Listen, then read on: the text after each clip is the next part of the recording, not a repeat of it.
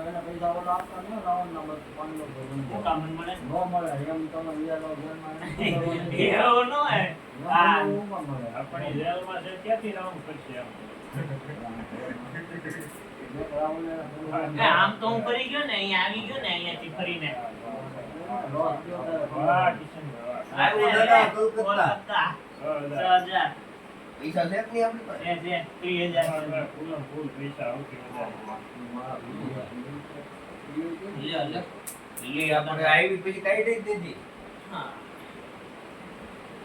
હવે દાદા હળવું લીધા જેવું છે.